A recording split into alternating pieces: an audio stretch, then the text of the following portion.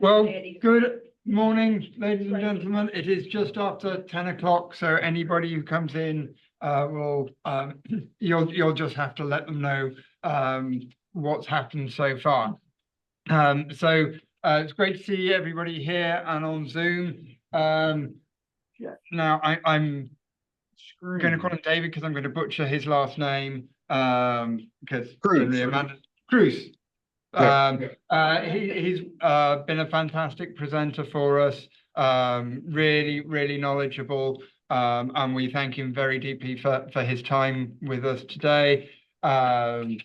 If there is any questions as we go through, I'm sure he will take them at the appropriate time. David, can you see everybody in the class okay? Yeah. Wonderful. Yeah.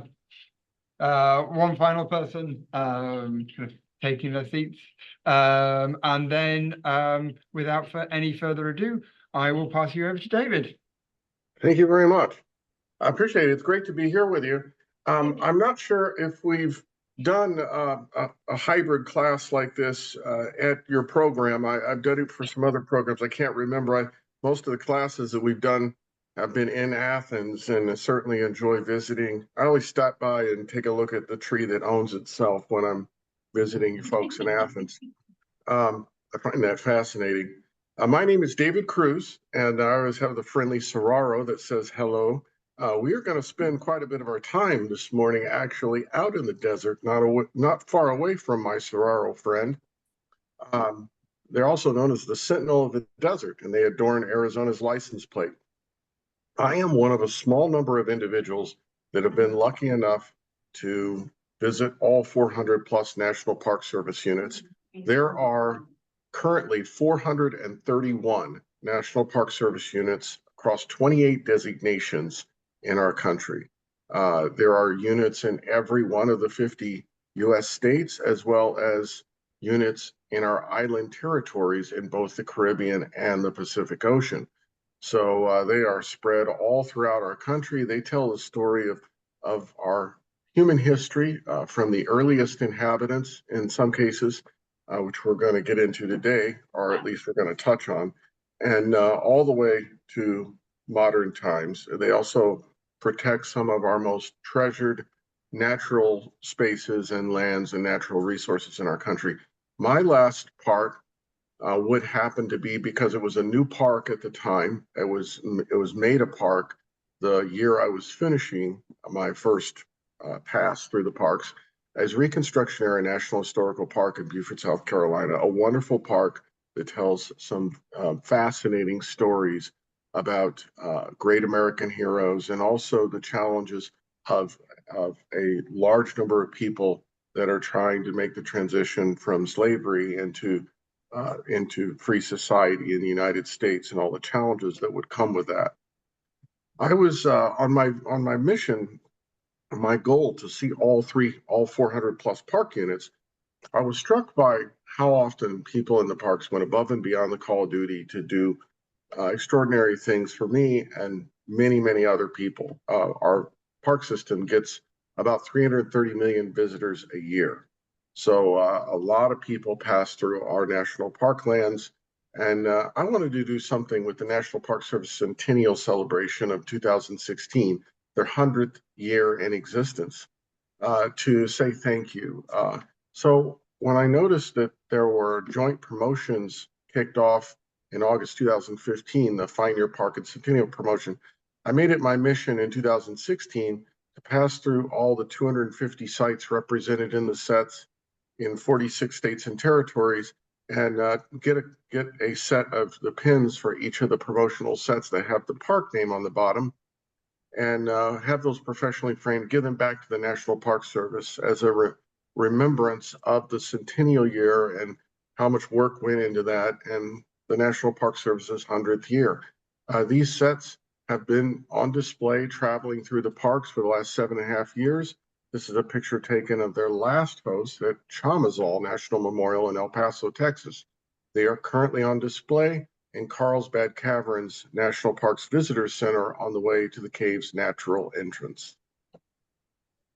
We're going to stay, as I said, in the Southwest for a significant part of this morning's lecture and share with you some of the remarkable uh, sets of American Indian dwellings that have survived over the centuries in a number of our parks. And we might as well just start at one of the 63 national parks is designated by Congress. That is one of the 28 designations, a park that was preserved specifically for the ancient peoples that lived here and the dwellings that they constructed and left behind for us to marvel at. We're looking at one of Mesa Verde's national park's most famous and largest of the dwellings that have survived, the extant dwellings. This is the Cliff Palace. It's the largest American Indian dwelling that has survived to present time in the United States. It was built sometime in the 1200s, has over 150 rooms, and it was constructed with 21 kivas. The kivas are these round structures you can see throughout. If you look from left to right, they had a ceremonial purpose for the ancestral Puebloans that occupied much of the American Southwest. And we don't know a great deal of detail about what exactly they did in the kivas, but we do know that they had a spiritual and a social purpose. So they were tied to both the culture, spirituality, and the religion that these peoples practiced, and they are found throughout. You're going to see a lot of kivas as we go through some of these parks and the dwellings they protect today. Here we're looking at another of Mesa Verde's ruins. We can, in fact, do a whole class on Mesa Verde itself and talk about all the fascinating dwellings that have survived. This is the Square Tower House, which has over 60 rooms and 8 kivas. And all these dwellings that are protected in Mesa Verde National Park, which is in southwestern Colorado, are going to date to the same general period from the late 1100s through the 1300s when these when these structures were constructed.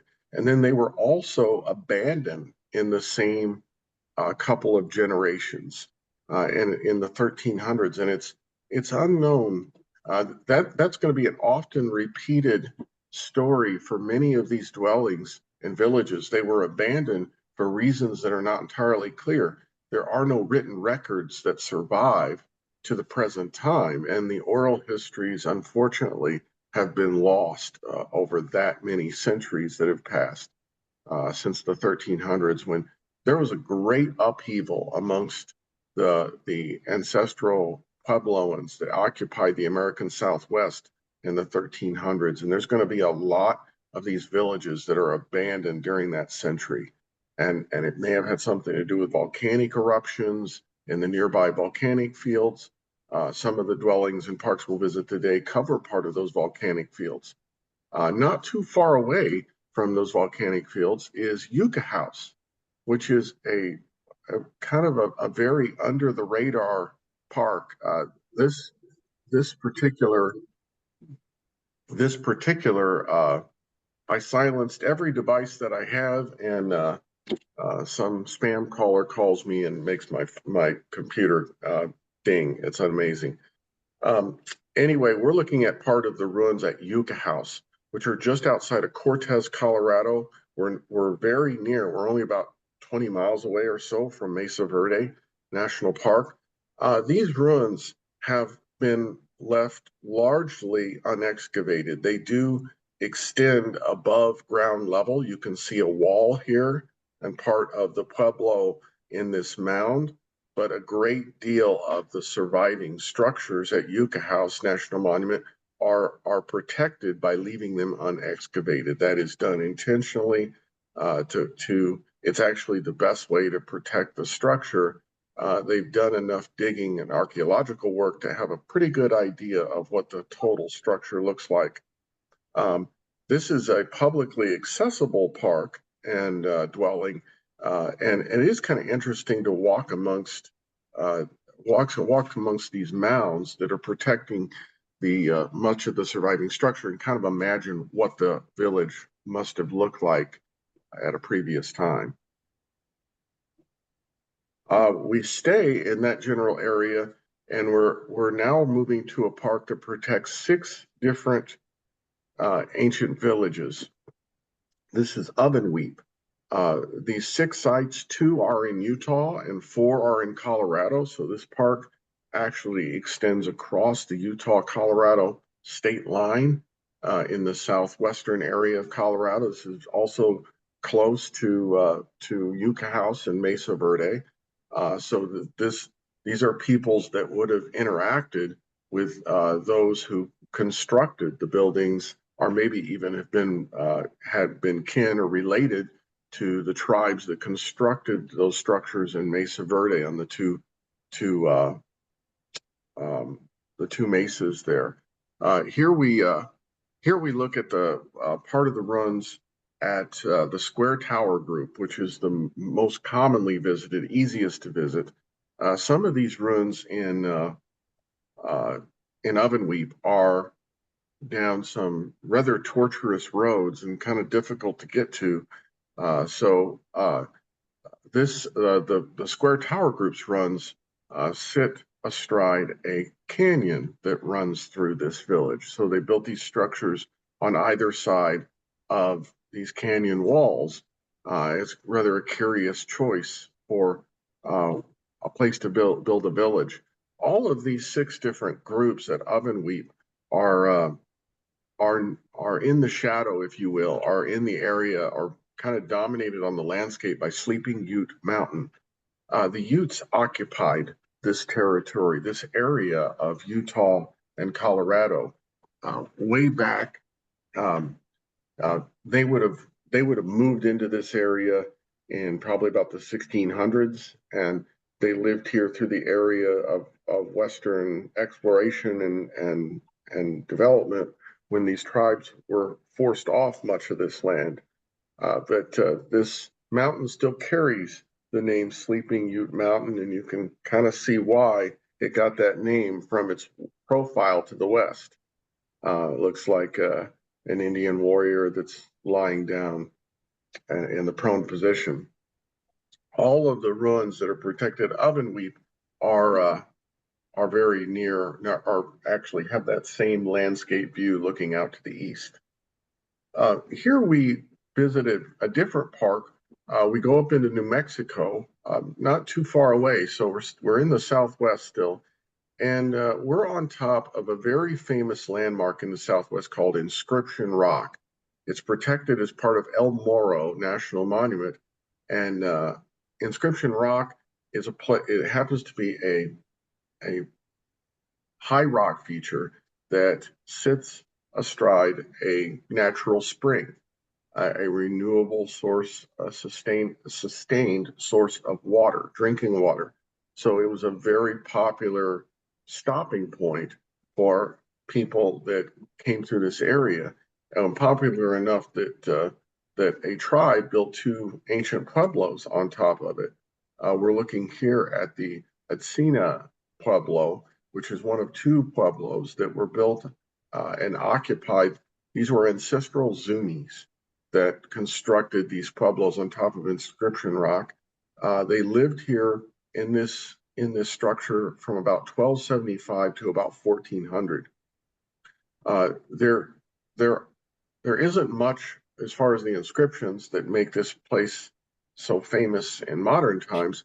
There isn't much that dates all the way back to the time when these tribes lived on top of the rock, but there is stuff that dates all the way back into the 1500s and some of the earliest explorers, including inscriptions left in Spanish by the early Spanish explorers, both military and religious, that came through here to establish the missions that are also protected as parks in New Mexico history. We stay in the state of New Mexico for a little while here, and we take a look at some of the dwellings that are protected as part of Gila Cliff Dwellings National Monument in New Mexico. Gila Cliff Dwellings is about, as the crow flies, about 30 miles north of Silver City in kind of shading toward the western side of southwestern uh, southwestern New Mexico, but kind of centered in that area in the Gila forest, which is a very, very rugged and uh, interesting place to drive through because the roads seem like they'll never get you anywhere. In fact, the road that covers about 40 miles or 45 miles that goes from Silver City up to this park and these cliff dwellings has a caution on it because of the number of turns in the road. They caution that this drive often will take 2 hours. It doesn't take that long if you're paying attention and driving a regular passenger car, but it's not a very quick route. And the other alternatives to get into this park are even more tortuous. These cliff dwellings have a interesting story behind them. They have left us with a historical mystery that remains unsolved. They were built in the late 1200s, and the evidence indicates they were occupied in they were occupied for less than 40 years. It's believed they were occupied between 30 and for between 30 and 40 years. When they discovered, when others, more modern folks, well, these dwellings were discovered in the late 1800s by some guys who had kind of wandered into this very remote area in the Gila wilderness of New Mexico. And you really have to want to get into this area this is not on the way to anywhere. And it's not like you'd be traveling on a major travel corridor and just happen to look up and see these dwellings. They are in a remote area, and it's remote today as it has been throughout history. So they were discovered in the late 1800s, and there were still storage areas in the back of these dwellings that were filled with corn that had been that collected from the previous harvest. So whatever happened to the tribe that lived here, it appears it may have happened quite suddenly because they didn't even take all their foodstuffs with them. But it is unknown what happened to these ancestral Puebloans. The Mogollon people are another name that's been given for the people that lived here in the late 13th century. Anyway, we probably will never know since there's no written history, and the archaeological evidence, it tells us something about the living habits, and we obviously have the structures and how they were built. We even have information about the diet, the foods that these folks ate, not just because of the food that was left behind, but also because of waste and scraps that were part of the archaeological digs. But we have no idea what drove these folks away and why they abandoned these structures. It is a very defensible area. So whatever motivated this tribe to live, our clan, maybe just as part of a tribe, to live up in that area, it certainly seems that it might have been for defensive purposes. We stay in New Mexico, and I mentioned those missions a little bit ago. And some of the missionaries that left inscriptions on Inscription Rock in El Moro, which is not too far from the town of Grant along I-40 or Interstate 40, west of Albuquerque. Here we go south of Albuquerque to one of the sites in Salinas Pueblo missions. These are missions that were built close to indigenous peoples' pueblos for the purpose of converting the tribes to Catholicism. Really, the Spanish missionaries were all out of Mexico and Catholic, and they were trying to share Christianity with these tribes, and with varying levels of success. That worked really well in some places, and others it turned ugly and to violence. Here we're looking at one of three different major mission structures that have survived. This is the Abo site. It dates to around 800 AD. The remains that are in this park today are the second mission and structure that was built on this site, and they date the practically new. They date to 1651. So it's quite a remarkable step back into early southwestern history when you visit some of these parks. The Salinas Pueblo missions, particularly, it includes both the native history and that of those who first interacted, and ultimately displaced them. Here we visit a park that a pueblo and a park that I consider one of the true hidden gems in our Park Service. You're looking at part of the Pecos Pueblo and Pecos National Historical Park, which sits up right in the path of Glorieta Pass, which is a mountain pass that cuts through the Sangre de Cristo Mountains in northeastern New Mexico. It is a travel corridor today, as it has been for centuries. The modern day interstate that goes into Santa Fe from the east travels through the pass, as does the railroad, as it has since the late 1800s, when the first rail lines were put through the pass. It is also very near the battleground for the battle that basically decided the fate of the Southwest in the Civil War, is also part of this pass on a plateau a few miles away, where the center of that battle took place. Tactically, it was a Confederate victory, but it turned into a Union victory when the Confederate Army had to retreat back into Texas because they lost all their supplies. Before any of that happened, though, this was a bustling, thriving native community of ancestral, the Pecos Pueblo, and the people that lent their name to the name that we give to the Pueblo, would live here and prospered from about 1325 to 1450. And they also recognized the value of this pathway through the mountains. This was an excellent transit from the Great Plains, the southern Great Plains, into the Rio Grande Valley, which of course now is home to Santa Fe and Albuquerque, New Mexico, and points on south all the way to El Paso, where the river becomes the international border between Mexico and Texas. But back up to the Pueblo, it was constructed here for the same reason that everything else has been put into this in near this mountain pass. It is an excellent spot for trade, commerce, and transportation, for communication. And so it was highly successful. When the first Spanish arrived here in the late 1500s, they recognized the success of the Pueblo and the people, and that these were obviously a dominant group in this area. And so they chose to build a mission church right next to the Pueblo, and would do so.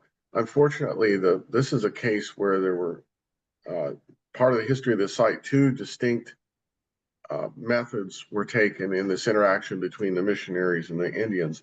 The first was very harsh. It was coercive, and that ended very badly for the Spanish missionaries. The tribe revolted, and they burned the church, destroyed it, and killed a number of the missionaries and drove them off. The Spanish, not to be deterred, would come back 20 years or so later and take a different path. They decided to be much more conciliatory and cooperative with the tribe, and by working with them instead of against them or trying to lord over them, they found some success and traction.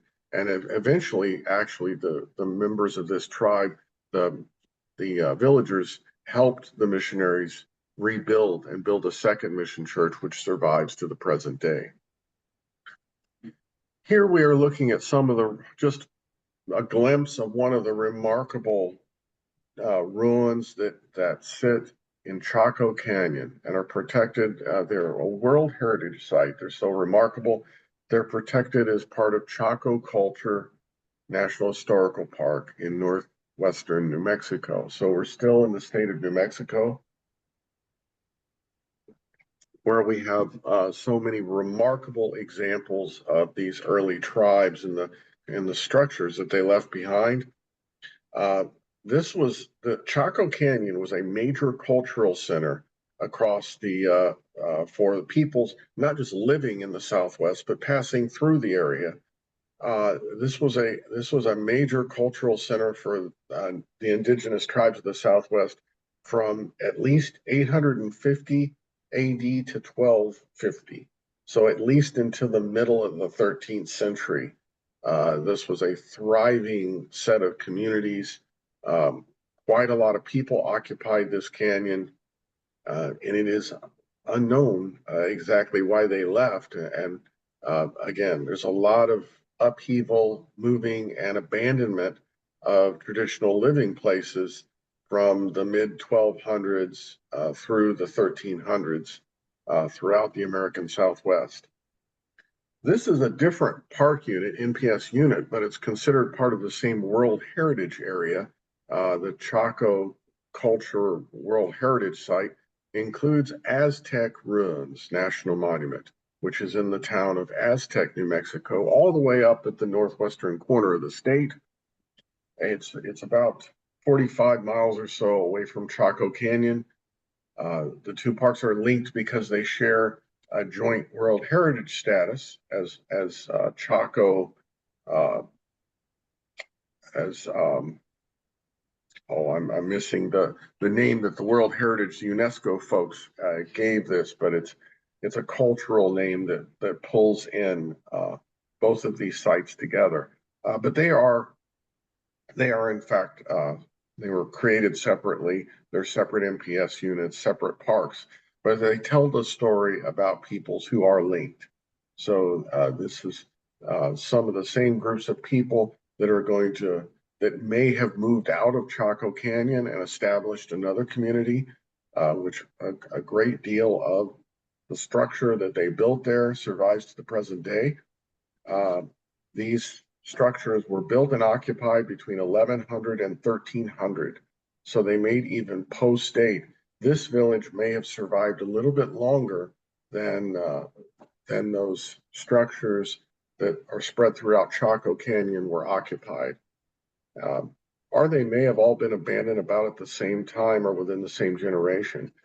We don't know these dates with a great deal of precision.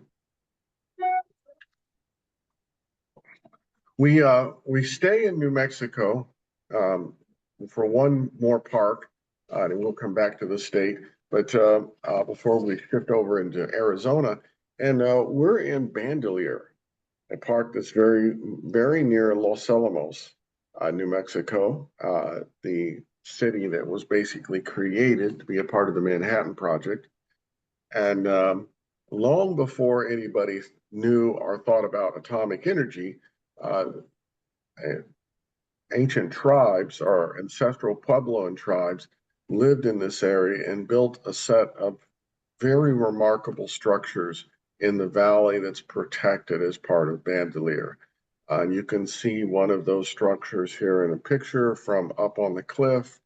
They have a pretty good idea of what this village and these buildings looked like when they were occupied. They were built and used between 1150 and 1550 AD. So the structures in the village in Bandelier lasted quite a bit longer than some of the other areas that we visited that were abandoned in the 1300s. I said that we would move over to Arizona, and we are. We are in Tonto National Monument. Tonto is about an hour or so southeast of Phoenix, in the middle of the Tonto National Forest, which is a USFS. This obviously National Monument is managed by the National Park Service. There are two sets of ruins. They call these Salado-style cliff dwellings. They were built and occupied between 1250 and 1450 AD. And you see the set that's in this picture that's nearer the visitor center. You walk up a path up the face of this cliff, and you get up there and you can actually walk through the extant structure. The only way to get to the other set, which is about a 3-hour hike away, it's some distance away with quite a bit of climbing involved. So it's a rather strenuous hike, is on a ranger guided tour. So they do hikes to the more remote ruins, but they don't do them very often. So you got to plan that out very well in advance. These nearer runs behind the visitor center are open every day. We stay in Arizona and visit a park that's just north, about an hour and 15 minutes north of Phoenix, not too far from the interstate, actually. The Sinagoa people who once occupied this area of Arizona, they built this remarkable structure that we now call Tuzagut, and it's protected in Tuzagut National Monument. This structure, the single building structure, is massive. It had over 100 rooms in it, and people lived. We know that people lived in this very large, almost like an early apartment building of sorts for several hundred years. But then they abandoned it rather suddenly in the 1300s. And so again, there's something happening in the southwestern United States in the 1300s that is causing a monumental impact on these early tribes that lived in the area. We're looking now at kind of a sister park to Tuzagut. It's more famous for its famous cliffside ruins, which you cannot actually walk into. You'd have to drop down on the cliff. There isn't any easy access to Montezuma Castle in Montezuma Castle National Monument. The same peoples who built Tuzagut built Montezuma Castle and these cliff dwellings. They built this particular 20-room structure. There you get a close-up at a different time of day when it's not cast in half sunlight, half shadow, and it was occupied, as believed, between 1050 and 1400.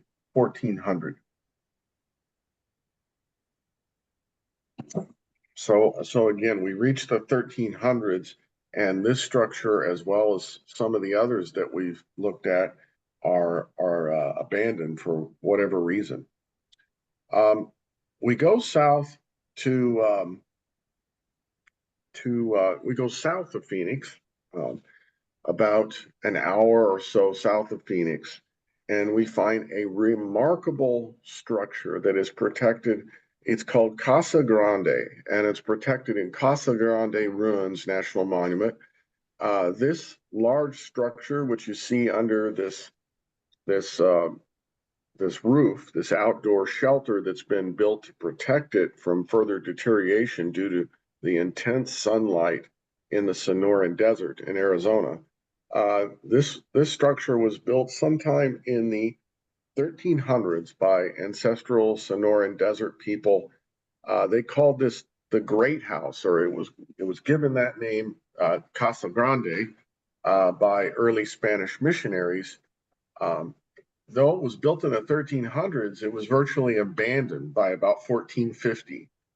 The first written record that survives about this place, this location, this structure, comes from Padre Eusebio Francisco Kino, who is a rather famous missionary who's going to be one of the first Europeans or people of European descent that's going to make it up the Gila River Valley and go through modern day Arizona, southern Arizona more specifically. So he's going to play a role in establishing several of the missions, a couple of which are protected in other parks. And he will be the first person that leaves us a written record of this remarkable structure at Casa Grande when he sees it for the first time in 1694. It's fair for somebody to look at this picture and say, well, that's remarkable. It's a picture of sagebrush in the desert. And it is.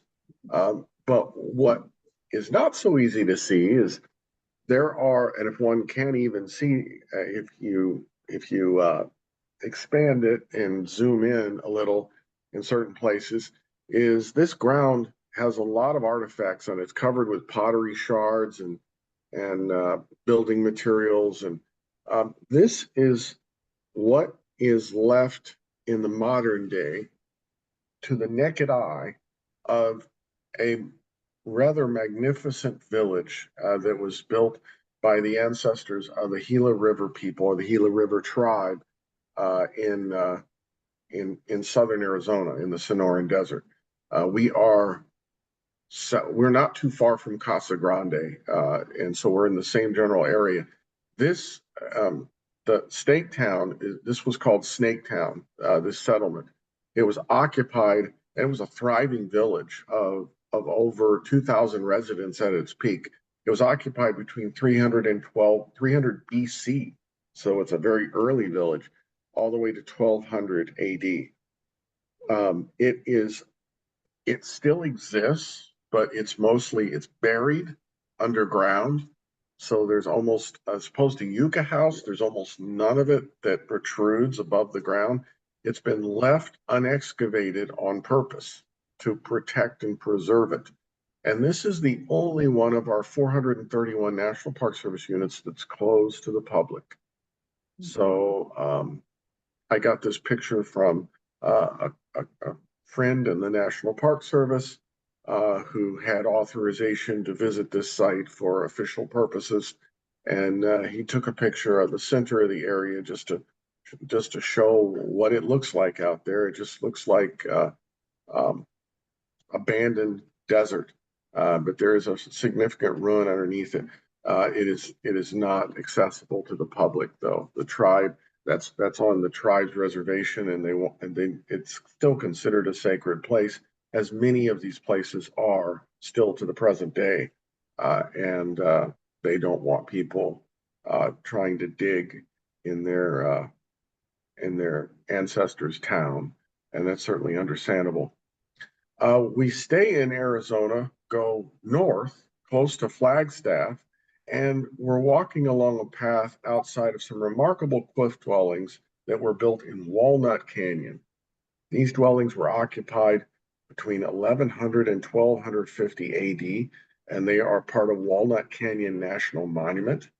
There are roughly 100 people lived in this canyon, as best we know, at any given time. So this might have been a clan within a tribe, or a group of people that considered themselves autonomous, but were probably certainly related to some other groups in the area. They chose a very protected place to live because these structures are difficult to access without a rope. And even then, you have to have a good deal of courage to climb down into these structures.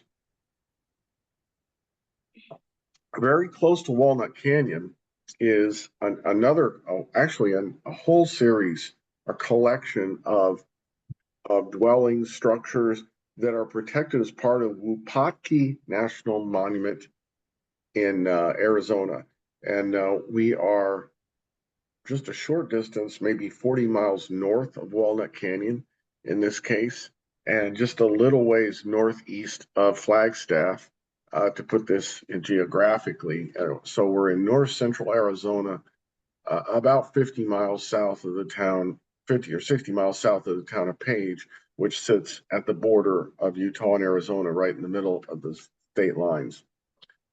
This is one of the larger ruins. There are dozens of dwellings and structures, but there's the ruins of a whole village here in Wupatki that are protected. This is the centerpiece attraction of this park. It's a site that includes over 100 rooms, and it was occupied for a little over 100 years, from about 1100 to the early 1200s. And again, it's unknown. There is a volcano that is Sunset Crater Volcano, is a sister and contiguous park to this park. And that volcano has had some activity in the past millennia. So it is entirely possible that weather patterns combined with volcanic activity may have influenced the decision for many of these people in this area to exit in the 1300s. I'm going to go through a couple more parks, and I was going to give you a few minutes of a break before we finish up. So I don't want anybody straining, and I think the feedback is people enjoy getting just a little breather in between. We don't have a whole lot left. We'll finish with plenty of time for comments, questions, and so forth. You're looking into the heart of Canyon de Chelly in Arizona. It's protected as part of Canyon de Chelly National Monument. This park, as is true for the next park we're going to visit, is smack in the center of the Navajo Nation and our country's largest reservation. And the Navajo people call themselves Dene, spelled D-I-N-E, and that E has an accent on it. So the Dene families and their ancestors have lived in this canyon for about 5,000 years. And there are many visible ruins today that were built and occupied again into the mid 1300s. But in this case, the prodigy of those who built these structures would come back and reclaim this land in the Navajo people. On my last visit, I got to do something that was extraordinary. You can see the pictograph there in the picture, by the way. You're looking at the White House ruins in Canyon de Chelly here. And we're in the bottom of the canyon. So this is still owned by the Navajo Nation. And the only way you can go down into the canyon, you can look into it from the rim, which is one of the views that overlooks we were in that last picture. But the only way you can go down into the canyon and take a close look at this remarkable history as it unfolds within the canyon is with one of the local residents, with a member of the tribe. And so there's a number of them that are approved concessionaires by the National Park Service and are listed on the NPS site. And only one of them, most of them take visitors down into the canyon in the back of a truck or whatever. They're seated, and so that limits how many people they can take in one group, or they'll use multiple trucks if they have a big group. But it's largely a driving tour. You know, people get out and take a few pictures, look around, and then they jump back in the vehicle. There is one remarkable lady, though, that does her tours by hiking. And so if you go on a tour with her, she hikes down into the canyon with you, walks you around the canyon, shares some of history, including some of her personal history and early childhood recollections of growing up in this remarkable historical place. And then she climbs out with you on one of the paths that the residents use. It's called a resident trail. And it is not like any other NPS maintained trail that I've ever been on. And I've hiked almost 5,500 miles on Day Hikes International Park System. It's the tolerance for sheer drop-offs and walking on 30-degree angled rock is much higher for these tribal members than it is for those of us in the other parts of the world. And so it's very, very interesting to go through the canyon with a member of the tribe and get some of their perceptions about this place that's so important to them, and they still call home. Before we take that break, we'll talk about this last park, and then we'll take a short break, and then we'll come back and finish up. We are in the second park I said we would visit, this is very near the geographical center of the Navajo Nation, in that reservation land. We are at Navajo National Monument, and there are three major archaeological structures or locations that are protected in this park.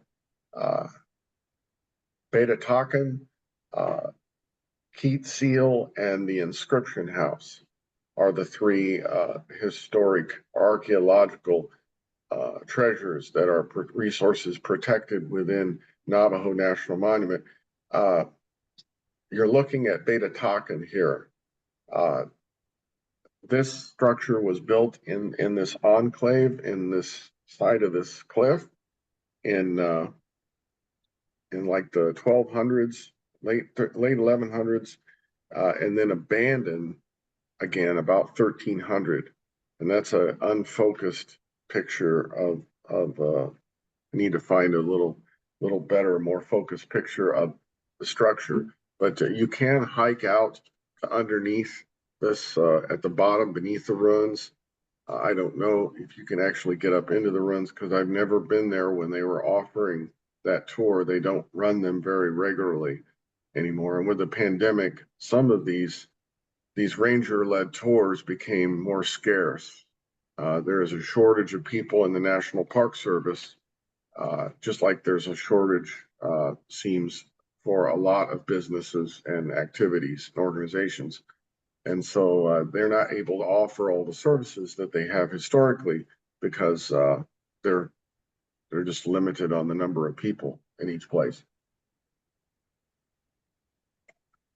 So with that, we are about 10 minutes until the top of the hour. So I was just going to take a few minutes and restart, let you stand up for a bit, and we'll restart at 5 minutes till. If you'd like to take a little break here, and we'll finish up with the rest of the parks that we're going to talk about today and share with you. We're going to have a lot more diversity in the parks. We're going to go up to Alaska. We're going to go back to the desert, then we're going to go up into the Great Plains, and we're going to finish today's talk in the Hawaiian Islands. So we'll see you again in about 5 minutes.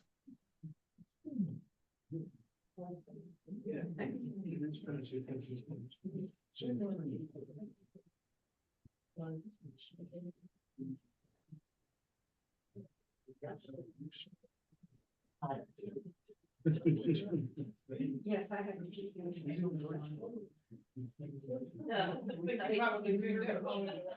I think that's the one. Yes, I think it's like the house.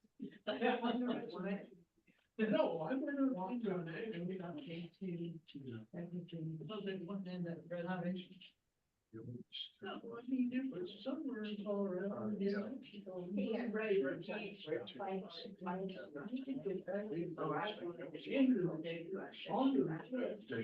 Somehow you got it. I missed it too. Yeah, and I don't know, during COVID. And You said that one. It's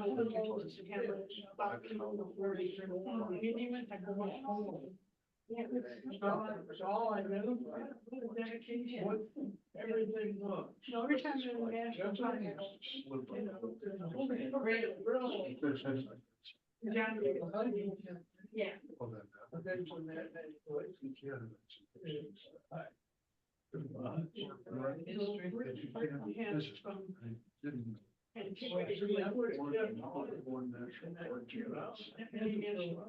Everything was only I had all the one.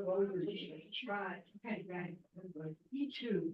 I didn't have any, and I didn't want. And we're still having. Hello, Karen, how are you? Oh, you. David has taken us to some of those places, as you recall.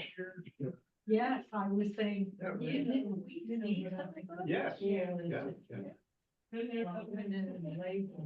No, it was special. I wish he would run the more train a long time. I wish he would Should have done it as a. encourage. I can't see him doing any more trips because of the cost of, before it was you and I, everybody else could drive, have to bring a special driver with permits and, the cost becomes. Yeah, but I mean, Durin must have banks of slides with minimal, you'd think so. That would help us. Yeah. What if the curriculum committee has contacted you? He's on my list. Yeah. Are you on the curriculum? committee? He's on my list. I haven't done anything. I go out to see him once every 6 months or so. You need a GPS to find his place. Yeah, this is not been out 3 times. His house is a museum, you know what? He has his rock museum. And Brenda has a lot of stuff too. No, they have goats, miniature goats. Miniature goat. Well. It's just like I mean, it's like a real. King goats. I don't think they think. No, they're just miniature. They pass out. No, they're called thinking goats. But, I have a friend that lives, you know, oh my God, let me just say that, Son has taken on. We brought him up hungry. He's responding to that. He's not even underfed as a child. His 5 children. Somebody- He's got, It would be on the sheet. Maples. Maple. Yeah, he's no longer cooking it at National. There was someone else doing it. He's still a member of it, part owner, but Or at least, yeah. when you get rid of but it. he's really gotten interested. His juices are flowing at 5 and 10. Because after Hugh moved away, it didn't maintain No, its trajectory and computers. bring it up. It's really nice to have that back when you have people come to visit that you can take. And now we're talking about 5 and 10. Because he bought the 5 and 10 that you Atchison. Yeah. And it's gotten more energetic. I'm getting more emails from them. I can't afford to go on a regular basis, but. I take it, it's very. But it's a good place to be able to take people for special things. A little bit different. It's not one big dining room, little places. Was it in Arizona? And then, the chocolate shop. Yeah, the website indicates.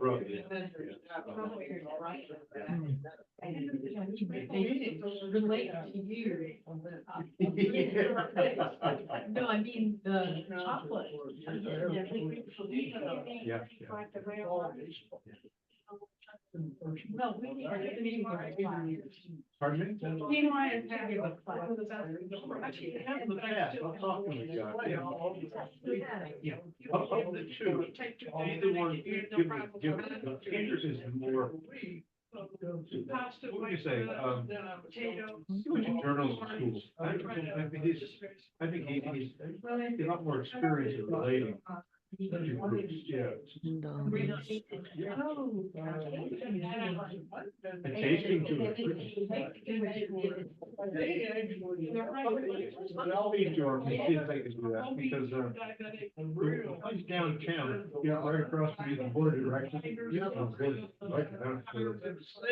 That's what's big. Less than 5 points is always a big positive for a group. Okay, We're gonna I think get- you're ready. Down the business company group, which is, that's what everyone's saying, yeah. We're gonna get started, so, Y'all, I think you're ready for us to get back. so we can finish here and we'll let you continue with your day. We're gonna shift gears though and visit a very different part of the country, different collection of parks for sure. We're gonna go up to Alaska, southeastern Alaska, and visit the Alaskan coast. This is one of the totem poles that can be found in Sitka National Historical Park. In the town of Sitka, which is on an island, isolated, it is off the road system. So you have to get to Sitka either by flying or taking a boat. So it's fairly isolated. the Tlingit peoples lived in this area when the Russians first encountered them in the late 1700s. The first Russians would make contact with these tribes in 1799. So at the very end of the 18th century, they would claim Alaska and this area for Russia as a Russian colony, and established a headquarters or capital for that Russian colony, as well as a religious facility for the Russian Orthodox Church. And then Sitka was the territorial capital for Russian Alaska. It would, in the very beginning, especially in those first 2 decades, there was quite a bit of strife, and there were battles fought between the tribes and those Russians, those early Russians, and until they developed or fell into an uneasy peace. These totem poles are a way to record tribal and clan or village history. And so they tell stories within the carvings on the poles of the individuals that have been a part of this specific group, our family, our village, and events that might have occurred here. And it's quite interesting to get into some of the interpretations for some of the various, and they're remarkable works of art.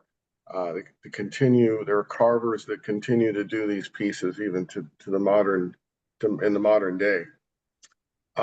We stay in Alaska and visit another location of a human settlement in Katmai National Park. This is the home of the Alaskan brown bear. There's some 40,000 brown bears in the Alaskan Peninsula. Many of them are in parklands protected. Some of the more than 4 million acres that are protected in Katmai National Park and Preserve, and then also another more than 4 million acres protected in Lake Clark, the neighboring park to Katmai. This particular location is not very far at all, just a few hundred yards from Brooks Camp, which is the most popular and frequently visited area or location in Katmai National Park. This is a human structure that was part of a settlement that dates back some 9,000 years. So the evidence is the first peoples crossed into North America across the Bering Land Bridge, which was then solid ice because we were back into the last ice age. They were able to cross the Bering Strait, which was an ice bridge connecting what is now Russia and Alaska. And they moved across that land bridge sometime approximately about 30,000 years ago. There's ongoing debate and discussion about exactly when that happened and all kinds of theories, but certainly there's evidence of human settlement in Alaska from some of these people, or the ancestors of those first people to cross, that dates back well before 15,000 years ago, both in Bering Land Bridge National Preserve and here in Katmai. This particular structure, which is in its own protected shelter built by the NPS to protect the sensitive archaeology of the site, this particular structure is actually 650 years old. And so people were living in what is now Brooks Camp, probably hunting salmon along with the brown bears that are so popular at the waterfalls there at Brooks Falls. And some of the artifacts that were found within these digs are actually 4,500 years old. So the human history goes back quite a long ways in Alaska, a number of the parks in Alaska. Pretty much all of the 23 national park units in Alaska have evidence or archaeological sites that tell parts of the stories of the original peoples who occupied that land. So they're not exclusively about natural resources and natural history, although that's what brings visitors to see them and why so many people enjoy the parks of Alaska.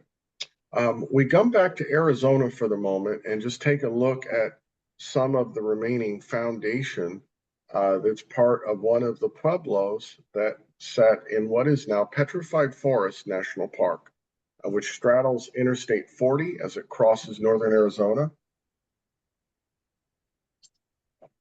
This particular village, it's a small village,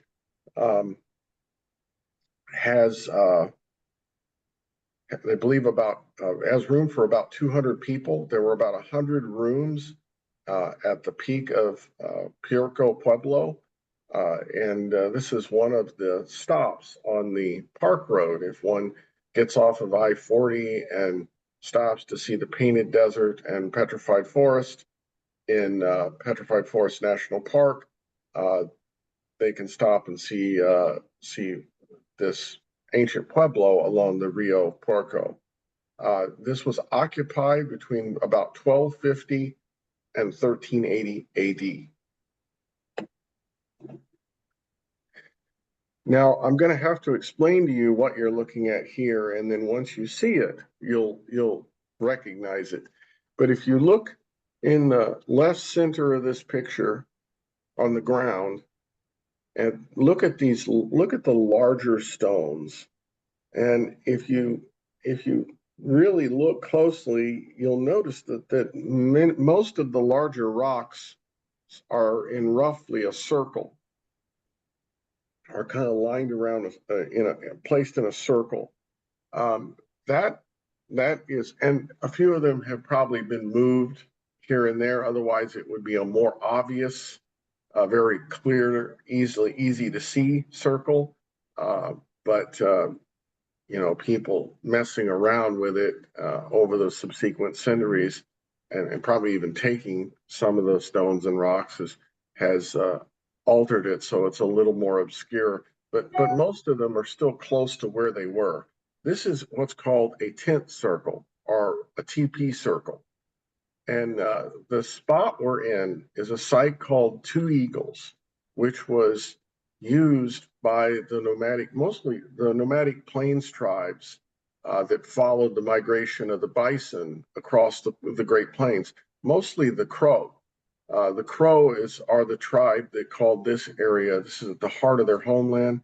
We're in Bighorn Canyon National Recreation Area, and actually the northern end of the National Recreation Area goes into the Crow Reservation in south central Montana.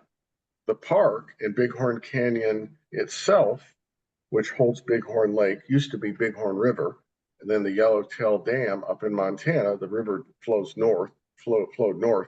The construction of that dam made it a lake, but it still sits within the canyon. It's a remarkable natural feature, but it contains some equally, if not more remarkable human history, including this Two Eagles campsite, which the tribe would reuse. So they left these large stones, which they gathered in the circles, so that when they returned, all they had to do is pop up their poles and stretch out the rawhide, the bison rawhide that consisted of the sides of the structure, and then place these rocks on the bottom end of that rawhide to keep it down.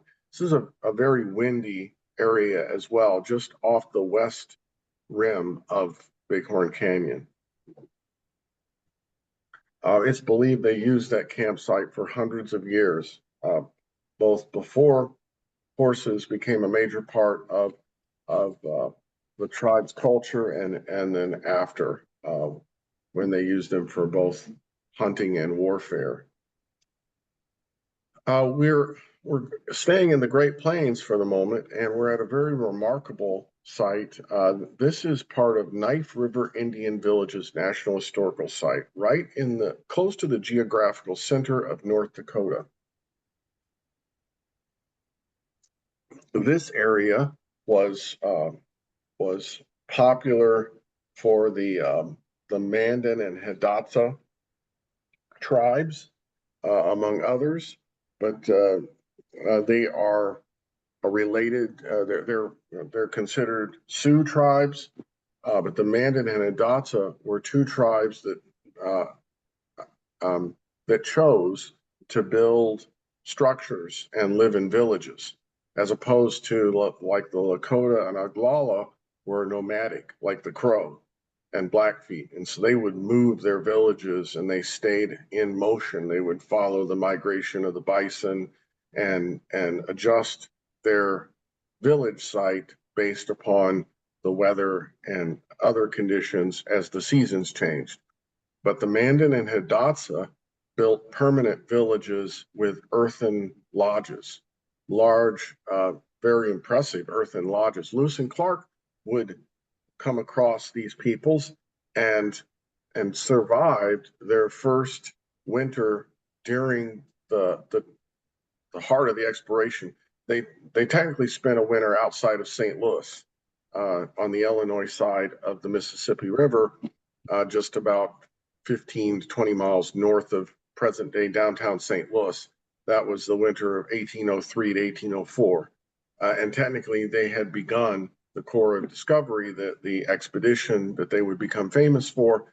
But most people consider the true expedition to be the excursion up the Missouri River and then across the Rocky Mountains, eventually to find the Columbia River mouth.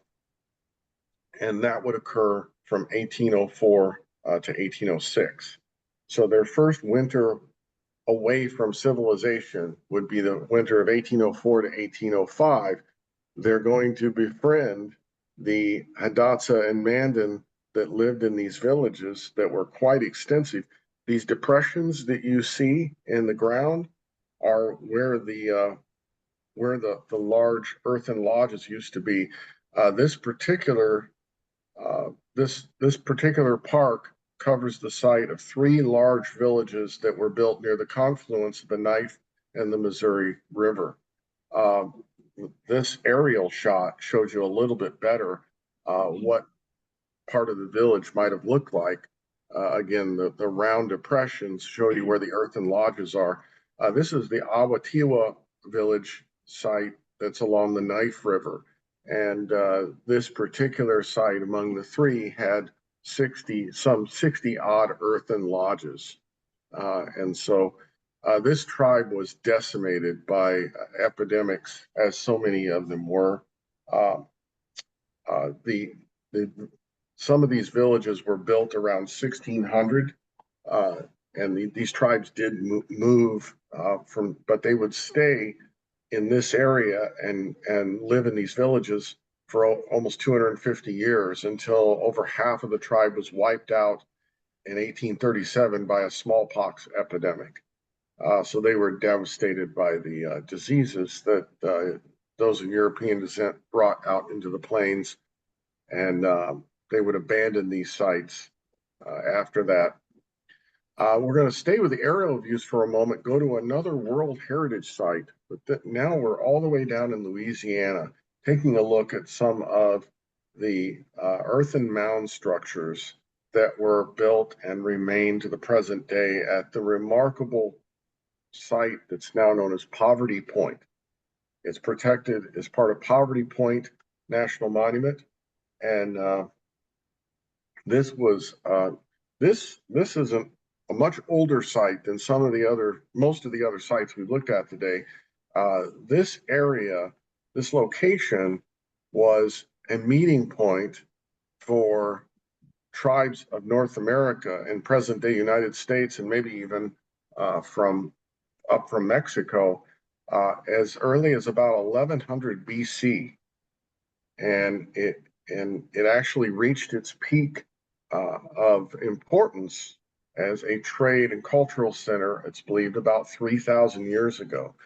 You can see that some of the mounds were built in a semicircular design, and it's not entirely clear to us in the present day. And then there are other mounds that are built as part of this complex. It's not entirely clear what motivated the design that was incorporated into the mounds in this remarkable place. we go from that site to a very large mound that survives and is protected as part of Natchez Trace National Scenic Trail. We're looking at Emerald Mound, which is a large rectangular mound that was used from about 800 years ago to about 500. There were structures that were built on this mound. In fact, there's a smaller mound that's on top of it. You can see the top edge to the left of another mound built on top of this large rectangular mound that housed a structure that was believed to have been used by a chief or somebody of high religious importance to these peoples. This mound, this large rectangular mound covered 8 acres, and there were a total of 8 smaller mounds like that one that you can see a little bit of that were on top of the larger mound, 3 along each side and 1 at either end with a plaza in the center. Here you're looking across rural farmland in southern Ohio that contains some remarkable earthworks. A number of these collections of earthworks, there used to be actually hundreds, even thousands of earthen mound locations spread across southern Ohio. And many of them were lost to agriculture as they were plowed year to year and they were basically obliterated. But some of them were saved for one reason or another, or maintained their appearance so that we can understand what they look like and protect what's left of them today. There are 6 mound groups protected as part of Hopewell Culture National Historical Park. And you're looking here at the Hopeton earthworks, an overlook that kind of looks down at some of these remarkable mounds that were built in the structure of a large rectangle, and in the circle that runs tangent to that touches where the edge, you can see the opening, that's where it touches this rectangular mound that it's next to. Exactly why they built it in this shape and what the purpose is not entirely clear. The peoples that built these earthworks, they flourished here for quite a number of centuries, from 200 BC to about 500 AD. And there's 6 different mound groups protected as part of Hopewell culture. The park takes its name from the name given to the peoples that built these earthworks, the Hopewell peoples. We take a glimpse into the only national park unit that's named after a cave, but whose cave is not accessible to the public. And that's because it's way too sensitive of an archaeological site. And we're in Russell Cave National Monument in northeastern Alabama. And this cave is protected because it's a rather remarkable location that has archaeological evidence in it of over 10,000 years of human occupation. And so people use this cave as a shelter. There's an area to the right that is on dry ground, and then the cave that goes back under the ground for some distance carries this river, the small little river or stream that you can see in the picture. But it's kind of a bleak place, and I'm not so sure how much I would have enjoyed living in this cave, but it sheltered people for some 10,000 years, so it must have had some attractions in terms of that location. This is a mound group that's actually part of a major Civil War battleground. We're in Shiloh National Military Park in Tennessee, and we're looking at we're on one of the mounds that are part of the Shiloh Indian Mounds next to the Tennessee River. You can kind of sense there's some water off through the trees, and this is taken in the winter after the leaves have fallen, which is what allows us to see some of the other mounds. If I took this, if I shared a picture from the summer, all you'd see are leaves. But when you're visiting in the winter, some places it allows you to see more of what's around you. This mound group sits within what would become the first of the very bloody battles that the Civil War became notorious for. Shiloh was the first of the battles where there were over 20,000 casualties from the 2 days, April 6th, 7th of 1862, about a year after the war had began. But here, these mounds were the home of some ancient or ancestral Mississippian people. This was a Mississippian community that lived here along the Tennessee River from 1100 to about 1300. So they occupied this area in these mounds for about 200 years. These mounds are actually the largest archaeological site preserved in the Tennessee River Valley.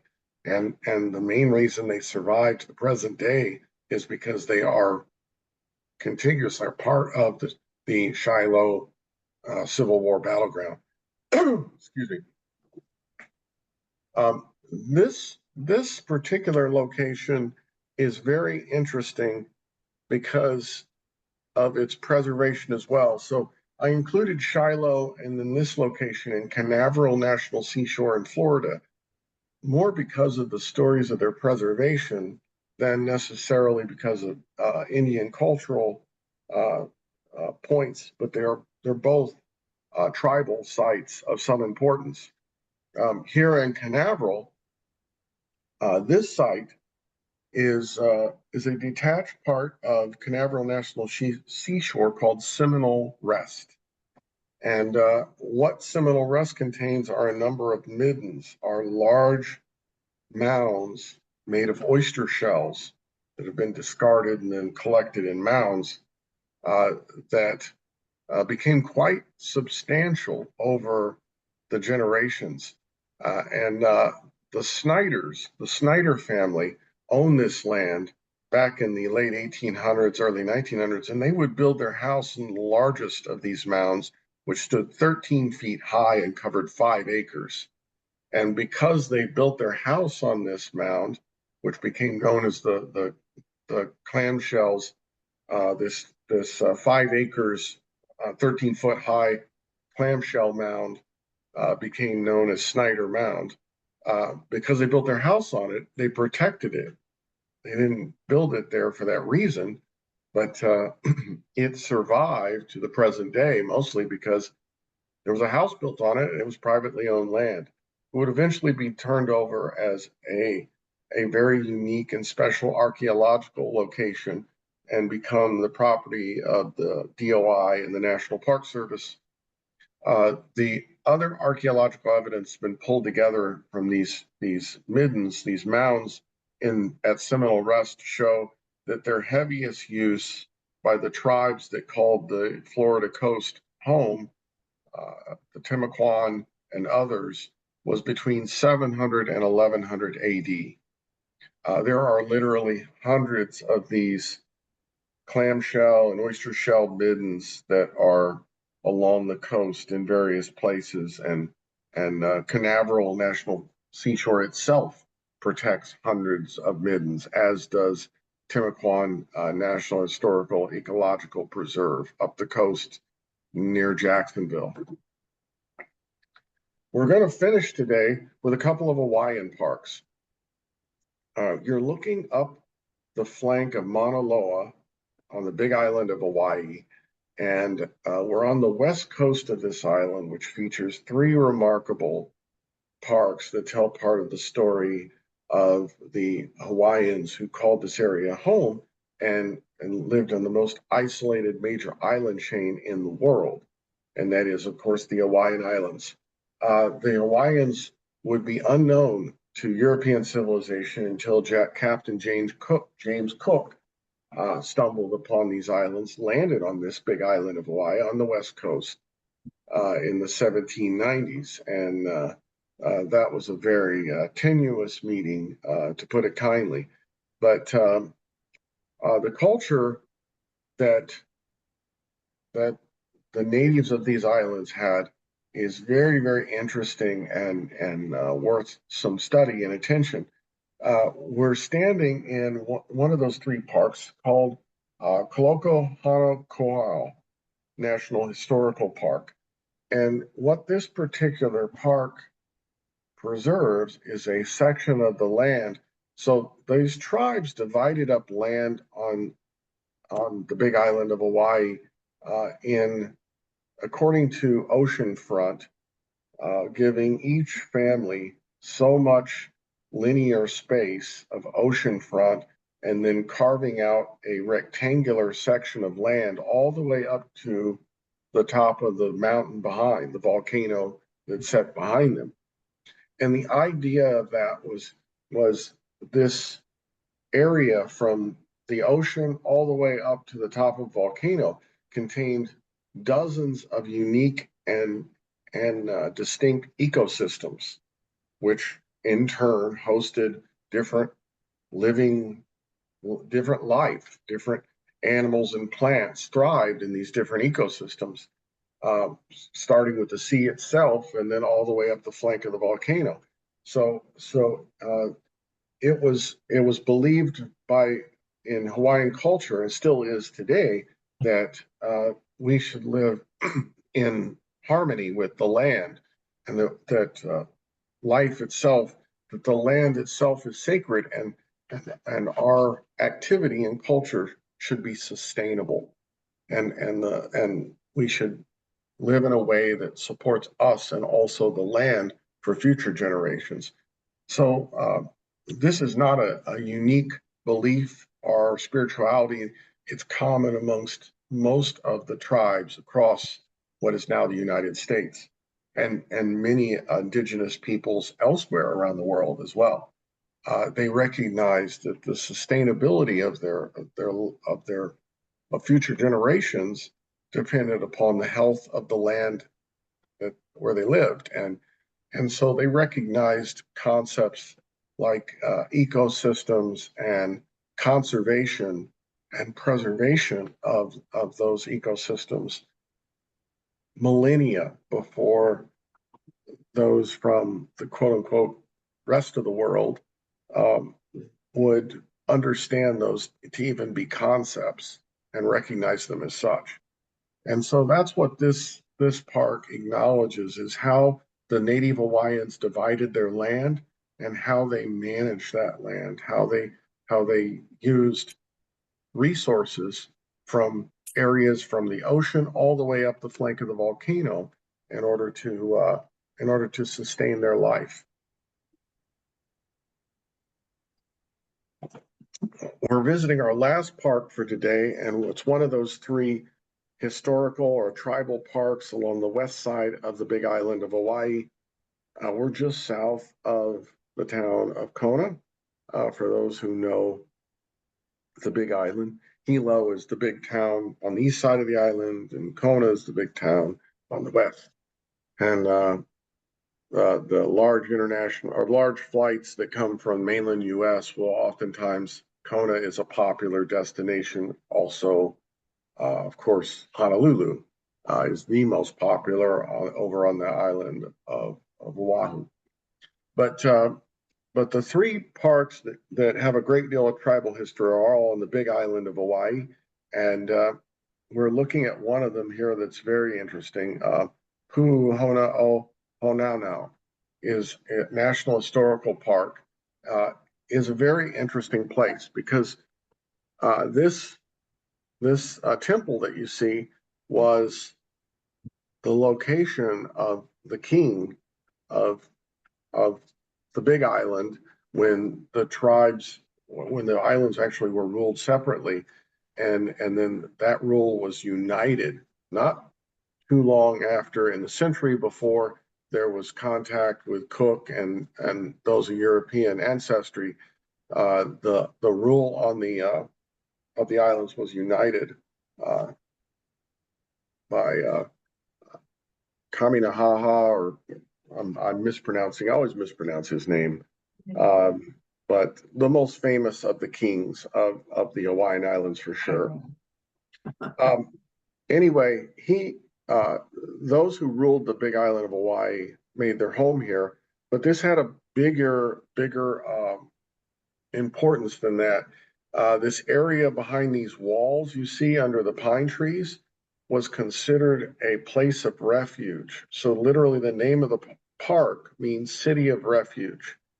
And the Hawaiian Islands and the tribe that occupied them had, through this time in the centuries before European contact, they had sacred laws which govern their culture and life called kapu.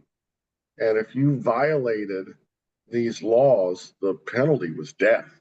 And these were various codes of conduct and behavior, and some involved showing proper respect, but there were a large number of laws that governed one's behavior. Violation was considered very serious, and yeah, you were at risk of death if you were deemed in violation. But that sentence would be commuted or forgiven. Your sins would be forgiven if you could make it inside this place of refuge, which was considered sacred and a place of protection. This is also true for combatants who were defeated in war when there was active warfare amongst the islands. If you made it within the walls of the city of refuge, you were considered off limits. You were safe. You were taken care of by the priests who managed this place, and you were given shelter. And so there are stories in Native Hawaiian history of warriors that literally ran miles or rowed across the ocean or whatever, trying to make it. They swam, they ran, they exerted every piece of energy they had to try to make it to the city of refuge where they knew that they would be safe and their life would be spared. But it's quite a remarkable place that's protected. It's the southernmost of these three parks along the west side of the big island of Hawaii that share just a little bit of the fascinating history of the Native Hawaiians and their culture, and one of the oldest Polynesian civilizations in the Pacific Ocean. And with that, I share bits and pieces and stories of the more than 30 parks, almost 36 parks that we visited today in the first book that I wrote, which is still the only narrative about trying to visit all 400 plus National Park Service units, the Centennial: A Journey Through America's National Park System. Those who are interested in a little bit more of my background, you can find that at centennialjourney.com. For those interested in the parks, or if you're interested in visiting especially, I highly encourage people to check out the nps.gov, the National Park Service's own website. They have a page for every park they manage, as well as a page for all the each of the 24 national trails which they manage. There are 31 in total, but some of the others are managed by the Bureau of Land Management or the U.S. Forest Service. I share some of the more than 100,000 pictures that I have taken from throughout the parks on the Centennial Journey Through America's National Park Facebook page. There's some pictures from New River Gorge that I took just a few days ago. I just completed another trip traveling through a collection of 35 different parks to get some better pictures and a greater understanding of a number of battles, revolutionary battles and Civil War battles. I just did some things I'd wanted to do with those parks from the very beginning, like walking every NPS maintained trail in parks like Saratoga, Spotsylvania, Chancellorsville, Cold Harbor, Petersburg, places like that. Lastly, those who are interested in exploring the parks, I can't recommend more highly the nonprofit National Park Travelers Club. There are over 3,000 park enthusiasts in that club. It started as a group of people that were hunting the passport stamps. They combined their information so they'd have some idea of where. Now there's over 6,000 of those dated stamps scattered throughout the more than 400 parks.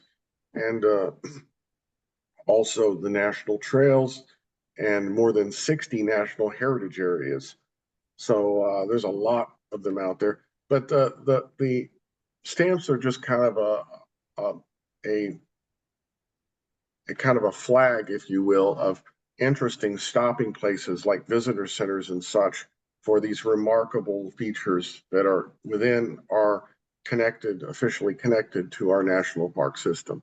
But the folks in that club, some of them do not stamp, they're just interested in parks. And many of them have a remarkable knowledge basis.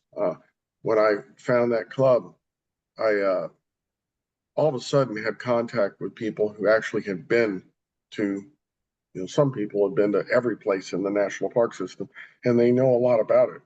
So I was able to ask very knowledgeable questions. And, it's frustrating when you get on social media and you see people ask sincere questions, and then other people will chime in and offer answers, and it's clear that they know have absolutely no idea what they're talking about. But anyway, this is a group that thwarts that, of people who are really serious and dedicated about visiting our national parks. So I'll open it up for questions if anybody has any questions. I do. Sure, fire away. How close can the Native Americans who live on reservations, how close can they build something to the artifacts, to the? How close are modern villages or residences to some of these historical structures? Is that what you're asking? Yes. Yeah. Most cases, they're not necessarily close. An exception to that is the Navajo Nation. In the Navajo Nation, you have structures that are current residences very near some of these archaeological sites, because they live in the canyon and the sites are in the canyon. So the canyon is still an active residence. It has been for over 5,000 years. And that's, I think, really remarkable. You also have some very important historical locations that are, a number of them that are in reservations. So wherever you have a site that's protected within a reservation, you're going to have some residency, modern residency, not too far away. But generally, there's a respectful distance between archaeological sites and modern structures. Certainly the tribes, most of these are sacred. Most of the sites you saw today are considered sacred to the present day by the ancestors of the people who built them. And so they have a vested interest in maintaining them and seeing them survive. They want their grandchildren to be able to see these sites and learn a little of their cultural history. Thank you. In fact, some tribes take that so seriously. That's a part of the Gila River community's decision to maintain Snaketown as a non-public access place. So it is the only one of the 431 National Park System service units that does not have any form of public visitation, which kind of goes against the mission of the national park system, since it's all about sharing these places with the people and protecting them for future generations. But in that case, they wanted to protect the resource officially by law, and it was the tribe's decision to keep it private, and certainly fully within their rights and purview. And so it's logically understandable too. Any other questions? Well, I hope that you got a little something out of, we did not visit all of the sites that have tribal structures, locations. Like our Moldy Mounds just up the road in Macon. That's a remarkable site. I didn't talk about that in today's class. I just, I chose these sites originally, not planning to put because it would really kind of extend us well beyond the framework. There's so many locations in our national park system, but it was more to give you an idea, concentrate on all the fascinating archaeology and history of the American Southwest, and then branch away from that to share, hey, there are places like this in Alaska, in Hawaii, and across the Midwest. So, and then some that are outside our park system, like another World Heritage Site about 12 miles from where I'm sitting in Cahokia Mounds, just east of St. Louis. If you've never seen Cahokia Mounds, it contains the largest earthen mound ever constructed in the Western Hemisphere.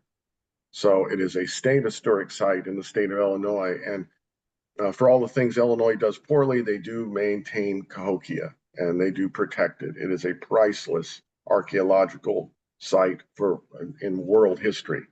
It's a major village. Anyway, I enjoyed meeting with you. Thanks for attending, and we will see you in another class, hopefully. Thank you, Mr. Cruz. Take care.